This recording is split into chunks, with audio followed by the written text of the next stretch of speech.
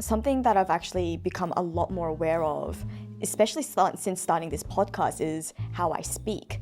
And I think it's because usually when I just record my own videos, because I can also cut it myself, and because I'm not talking with other people, I think my sentences feel a bit more coherent. Whereas I noticed, because the editor, he has requested that I name him the handsome editor for our podcast, also edits my Joy Girl videos. The irony. We should have called not him so red, handsome. because we have blue and red, Okay, so red. like the Pokemon trainer. And because he also edits my Joy Girl videos, I see a lot more of the editing process that goes down with our podcast.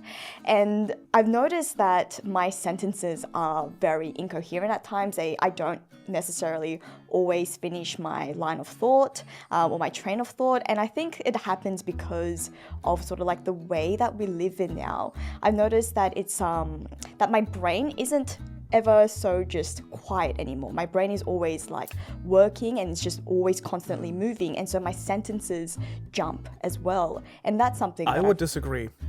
Really? I personally just think that podcasting is a skill you have to learn as well, and some people are just better at it and some people are not as good at it. But I know, like, I have the advantage that I used to do like a small scale podcast way back at the time. It was more of a the Wano Report. And what happened to it?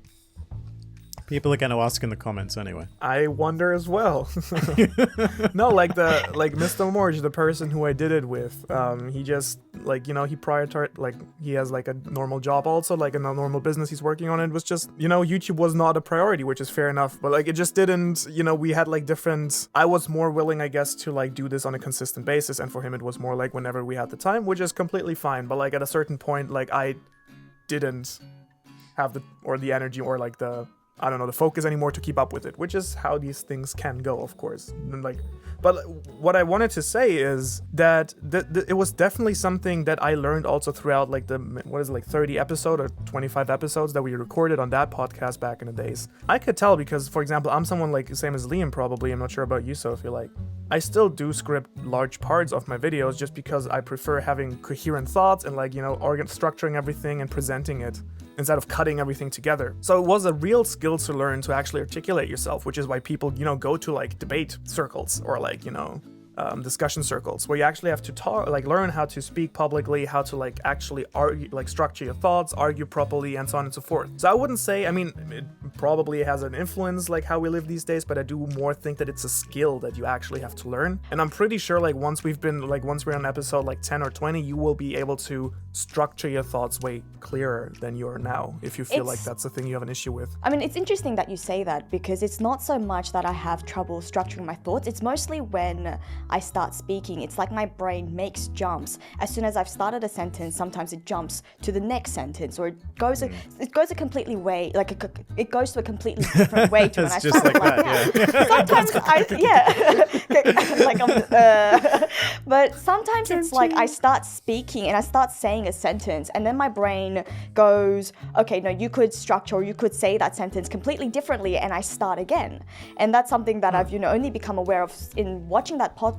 And I never thought that I'm such an articulate speaker, but I never thought that I was a terrible speaker. I used to do public speaking when I was in high school, and that is also partly why I feel like it's something that's happened to me more now, because of the sort of society that we live in, where everything is just so highly saturated, so stimulated. And it's something that I've also seen gets reflected in another way, because I watched The Batman recently. Have either of you guys watched The Batman? Are either of you fans of Batman as like comics, as a character? I like Birdman more. I'm not a big fan of birds, but that's another story.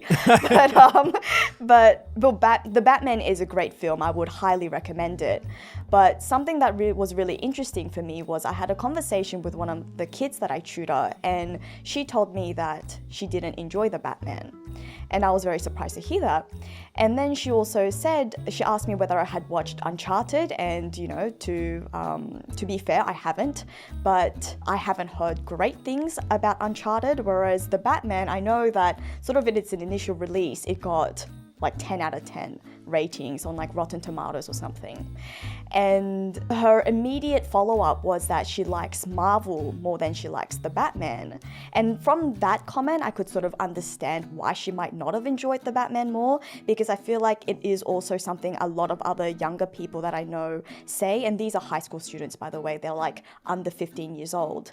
And I think it is because, you know, Marvel as a cinematic universe, as their movies, they're a lot more faster paced, they're a lot brighter, they move so much quicker, sort of like, more wisecracking. Exactly, a lot more humor into it, whereas the Batman was a film that really, it took its time to tell its story, but I felt like that was necessary.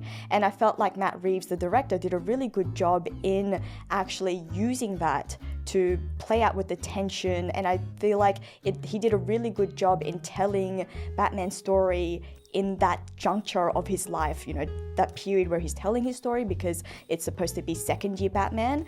And so I can understand, you know, why some people might not enjoy like the darkness of it and how slow paced the pacing of it.